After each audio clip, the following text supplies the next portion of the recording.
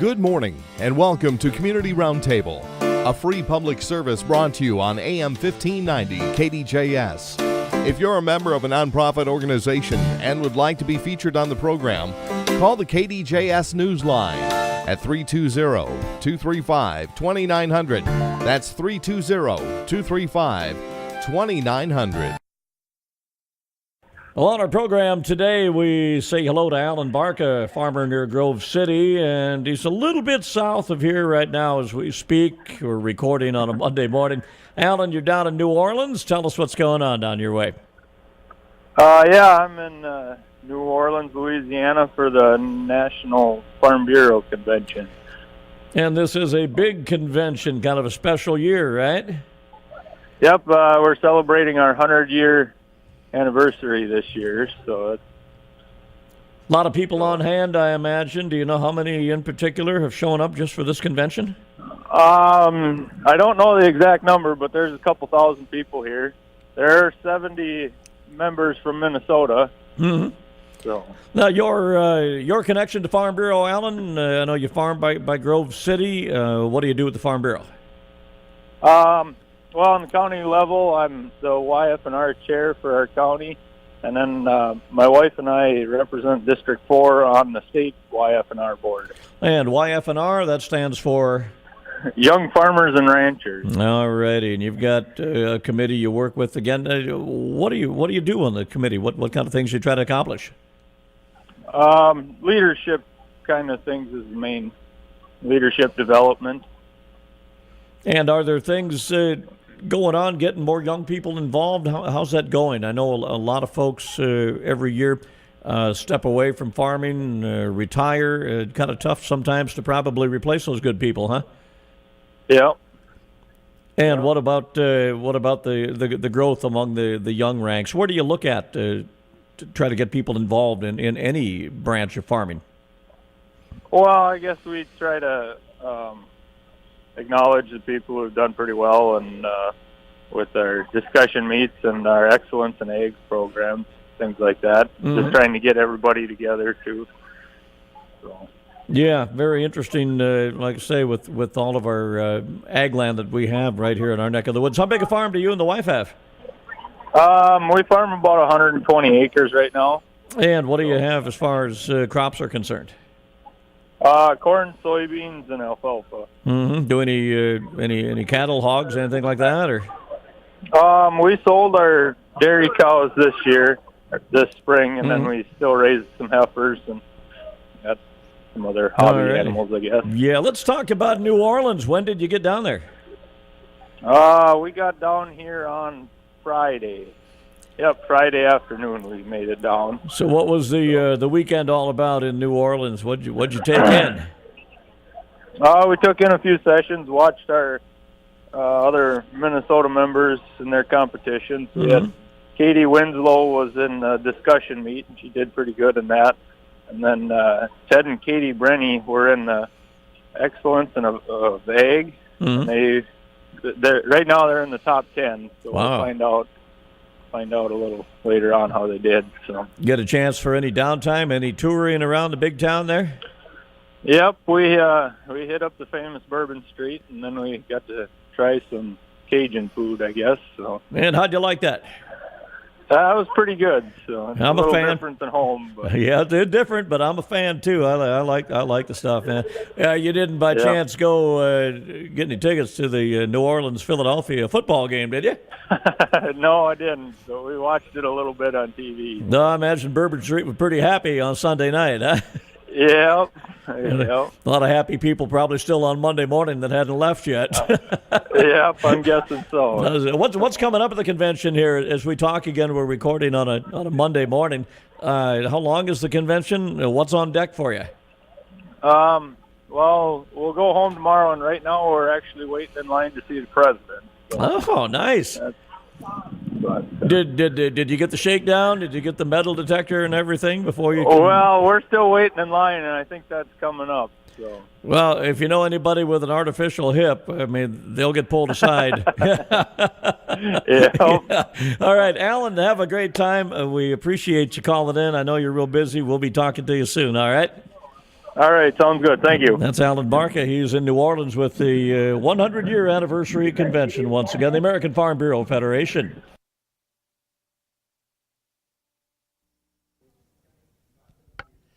Coming your way from New Orleans, American Farm Bureau Convention, the Centennial Celebration, 100 years. Part of the event, too, we're excited about on Monday in a closing session. President Donald Trump will be here for the second year in a row.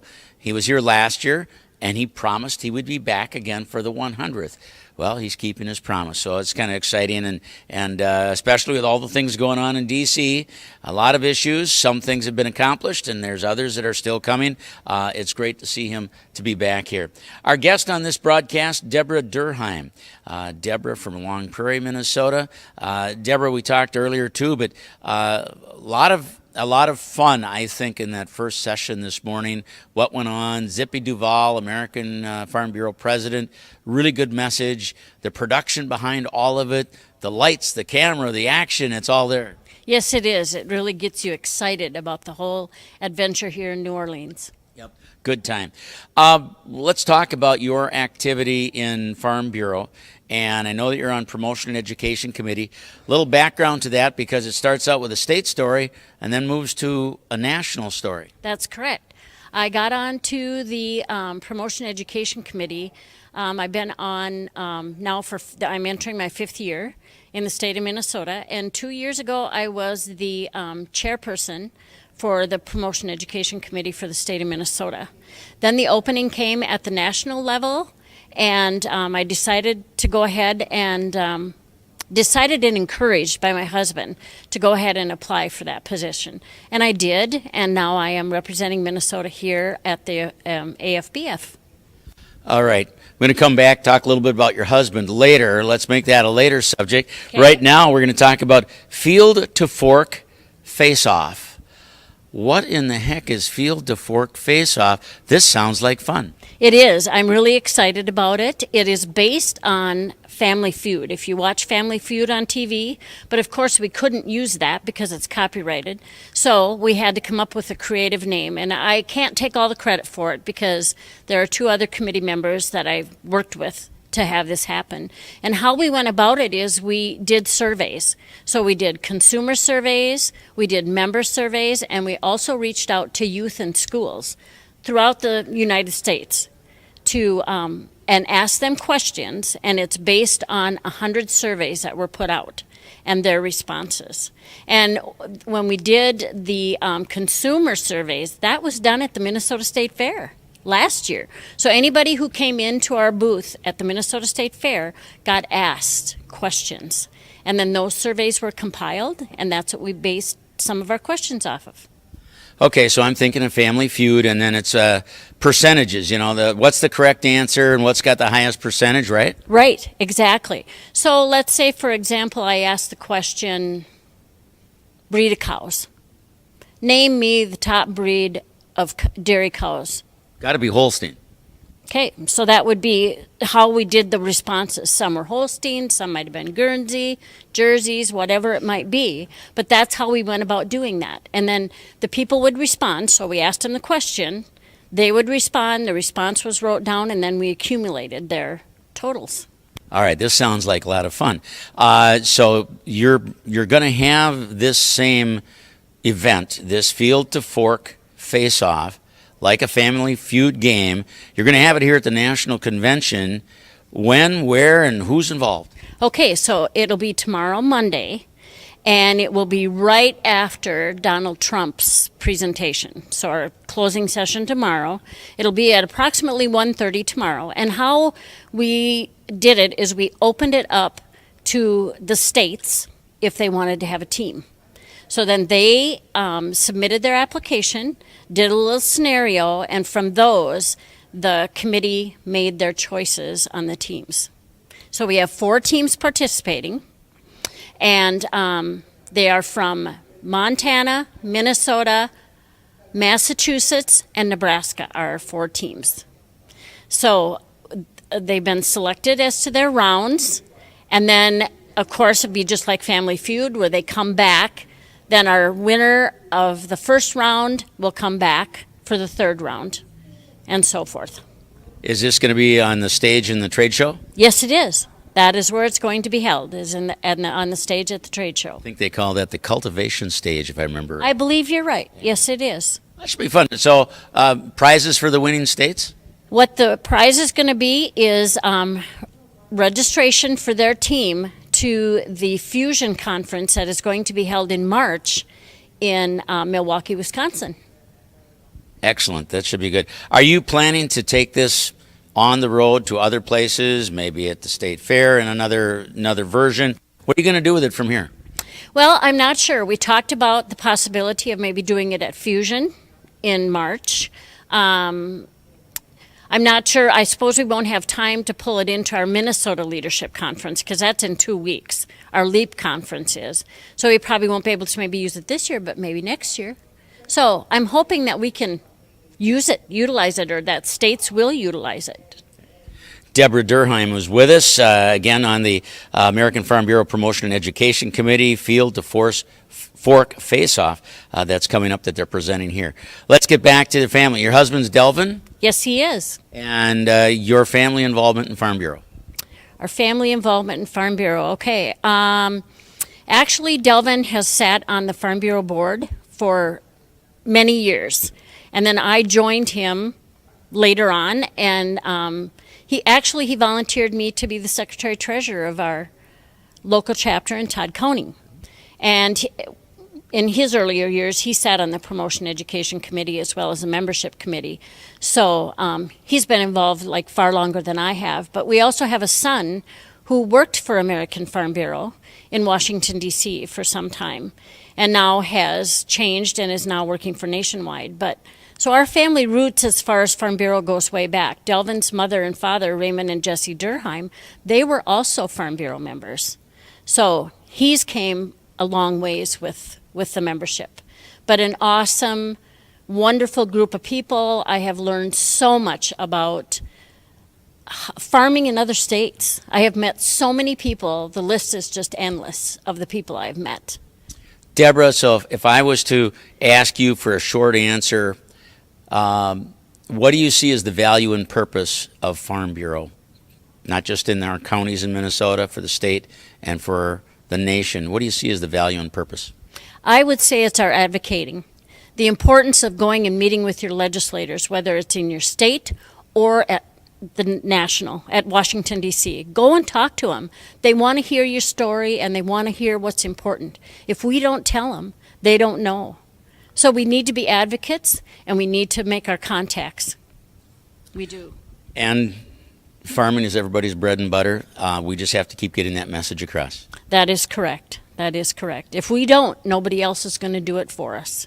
Deborah Durheim, our guest. We're here in New Orleans, American Farm Bureau Convention, the 100th annual. And the convention, a part of our community roundtable this Sunday morning, AM 1590, FM 105.7. Jim Bartles down in New Orleans talked with a number of people from around Minnesota. There were some 70 representatives on hand. Jim has another update for us as we listen in to an interview he did just a few days ago. Hi, everyone, and welcome from down south in Louisiana. Jim Bartles here from the American Farm Bureau National Convention. It's a centennial celebration this year. As we record this, we just came off of the opening general session, and Ruth Meirick is my guest. She's a part of the Minnesota Farm Bureau staff. And Ruth, first, I welcome you to the broadcast that we have. It was an impressive presentation. Zippy Duval, we had a couple of U.S. senators who were there, and of course, the production involved. It's impressive. It is, and President Duval always does a fantastic job talking about our past year, and this year with the centennial, talking about the past 100 years, and as we're moving forward into the next century with Farm Bureau. Really a lot of enthusiasm in the audience, and just so proud to be a Farm Bureau member and actually be able to work for them. You're going to be involved in a pretty special event going on here at the convention. Update our listeners and viewers as to your involvement here.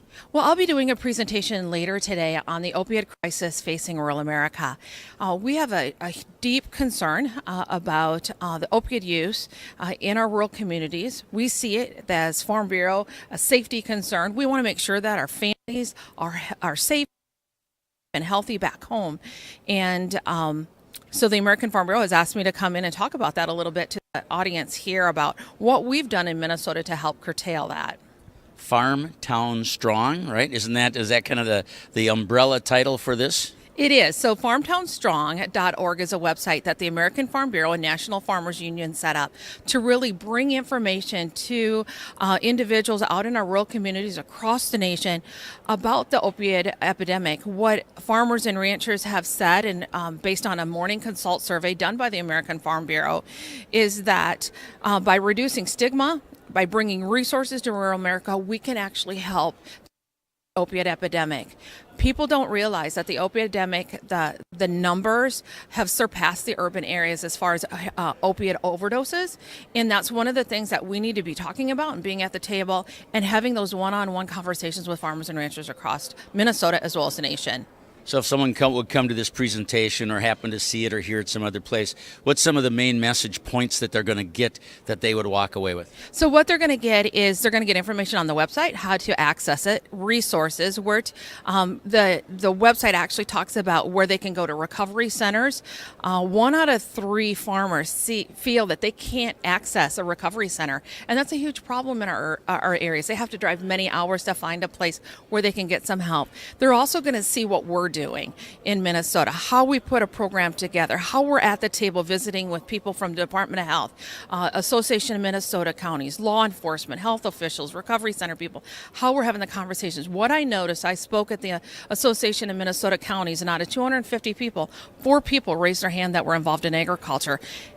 To me, that's a problem because we know that the opiate epidemic, the crisis is happening in rural America. And if we're not involved, or we're not having the conversation, and we're not involved, then we're not doing anything for our farms back home and our people involved in farming and ranching.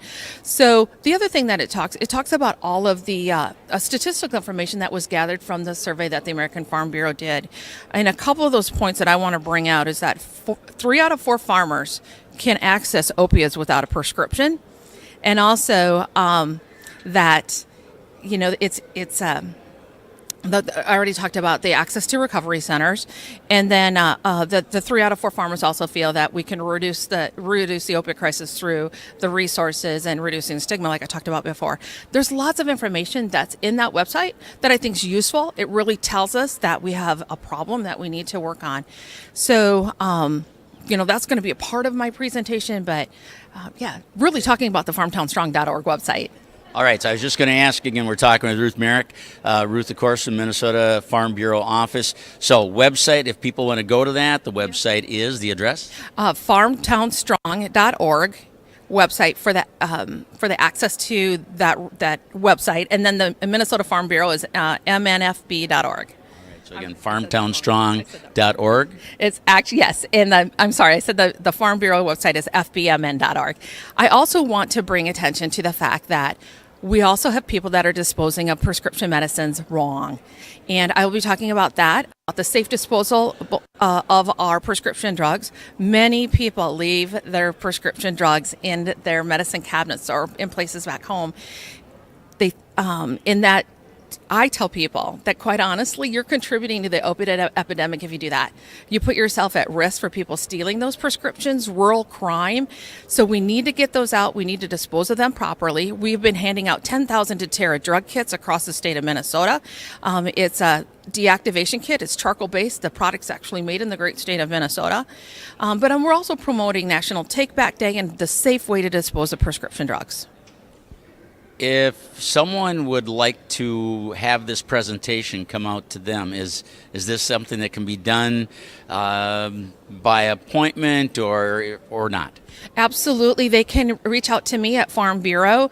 I am more than happy to go out and give presentations. We've done a couple in a couple counties already, involved lots of community leaders, which have been very, very proactive, very educational. We're learning things from them, and they're learning things from us, so great exchange of information.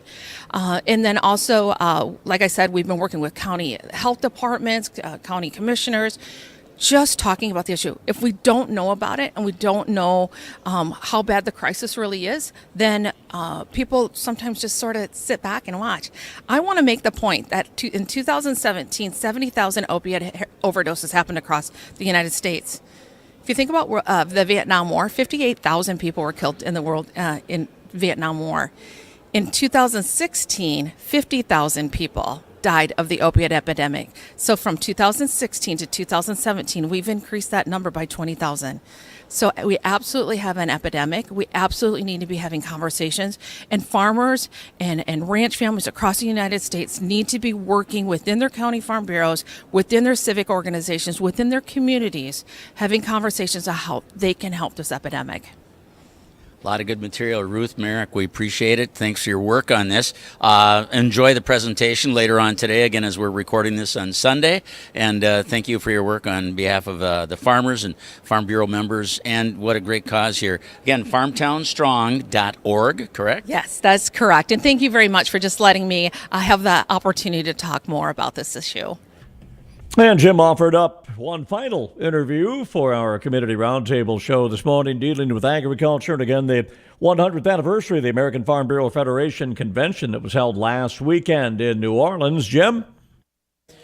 Shayne Isabel is my guest. Jim Bartles here from the Ingstead, Minnesota Radio Network. And Shayne, we talked last year, and I know one of the things that we talked about last year was the doggone wolves and what's going on, because they've been a problem. Again, if you got livestock up anywhere in Minnesota and the wolf population is around, it can be an issue. Maybe a little recap on that, on what it means to the farmers, and also where are we at on getting some legislation done to help the farmers in that cause? Yes, Jim, ongoing problem. We continue to have it. On our farm in particular, we lost 4 calves in one night to timber wolf attacks. And so it goes on, and we just get a little frustrated with there seems not to be a whole lot of progress. We've tried to work through channels, getting legislation passed. Actually, now the U.S. House passed a bill that would take them off the list. Unfortunately, they couldn't get enough support in the Senate before the year ended, and during the lame duck session was the best opportunity to get that passed. It didn't happen. Our Representative Colin Peterson led the field in the House and really lobbied hard for it. Unfortunately, it couldn't get on a standalone bill in the Senate, or they couldn't get it as part of an omnibus bill because of the pending shutdown and different discrepancies there. Basically, coming into the new session, we've got to start over again, which is going to be very difficult, especially with the makeup of the House. We're going to have trouble getting it through the House. But we remain optimistic. President Trump is talking about doing some things with the Endangered Species Act on his own. We're hopeful for that also. So I guess we just have to stay optimistic. We've been kind of a roller coaster. We've been up and down. Get our hopes up. We think legislation's going through. It doesn't. But so all we can do is kind of deal with what we have. We're definitely overpopulated in our area. Colin Peterson gave a speech on the House floor, speaking that we have double the amount of wolves in our area that are needed for coming off of that list, endangered species list. So we have the science, we have the numbers that say we should be off that list, but we're not, unfortunately, because of some court action a couple years ago at the Washington, D.C. level. So hopefully it can get passed and move through here in the very near future. Trade is always a topic that comes up as we're looking at things that are going on with farming. The president's involved in this discussion in a lot of ways. We'll actually see him down here. He's going to make an appearance 2 years in a row. Just a little update on the perspective that you have on trade, where we're at, and what we hope to see happen. We're optimistic about getting a better deal with China. We're very fortunate, I think, to get a revamped NAFTA. I farm 25 miles from a Canadian border. We have close relations with our neighbors to the north in Canada, and we hear a lot of positive things from the Canadian side. Some things that, there's a lot of give and take in these trade agreements that they weren't always happy with, but I think we came out good in agriculture with the NAFTA agreement. Now we just need to get this China thing going. It's kind to hit the pocketbook of the American farmer, and we understand what's going on. I mean, we're pretty optimistic that something, is going to happen. We needed something to do. We were kind of getting the short end on a lot of these trade agreements with China, and so now I think that's what we're working towards is a better agreement. But I think it's hopeful. We're hopeful that we can get it done soon. I was listening to one of the farm programs we have on one of our stations the other day, and the moderator was asking a couple of farmers about, well, what do you hope will happen? And the moderator had said, well, we hear that something maybe could be put together that we can live with. And the comment from the farmers was, we want more than just what we can live with. Let's get it done right. Right. Well, and I think the frustration is because the American farmer does such a good job of producing and raising crops that we rely heavy on exports. I mean, we have to export a lot of product, and so when we see glitches or hiccups in the system, we get a little worried because a lot of work's went into building these relationships over the years, and it takes time to rebuild them. So, because we are so reliant on exports as American farmers, we really need to get that done. So.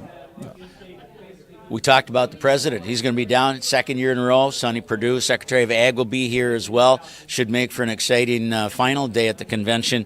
What other things are you taking in? A lot of workshops are going on, sessions. What kind of things do you take in when you come to a convention like this? Well, besides New Orleans, I mean, a great place to be. A lot of us have never experienced it. But as part of the convention, we like to take in a lot of the breakout sessions. We'll go now and support some of our Minnesota people who are in our discussion meet, who are in our Excellence in Agriculture, and some of those young farmer and rancher events, we'll take them in. So looking forward to everything. We have opening session on Sunday, tomorrow, and I think everybody's looking forward to that. And of course, like you mentioned, with the Secretary of Agriculture coming here, we're very fortunate at the American Farm Bureau level to have a close relationship with the Secretary of Agriculture and with Zippy Duval and Sonny Perdue. So very fortunate to get him here again. Again, looking forward to the president. Very fortunate to have him again, too. But I think overall, just all the events, getting together, meeting new people, meeting old friends, new friends, it's just a great event for Farm Bureau. Shayne, thanks for your time. Absolutely. Thanks, Jim. Shayne Isabel from Badger, Minnesota, up in the northern area. We're here from New Orleans, American Farm Bureau National Convention. Jim Bartles here for Inkstead, Minnesota Radio Network. Thanks, Jim, and that is our Community Roundtable. We'll have another program coming up next Sunday morning at 7:30 on AM 1590 and FM 105.7 KDJS Gold Country. You've been listening to Community Roundtable, a free public service brought to you on AM 1590 KDJS. If you're a member of a nonprofit organization and would like to be featured on the program, call the KDJS Newsline at 320-235-2900. That's 320-235-2900.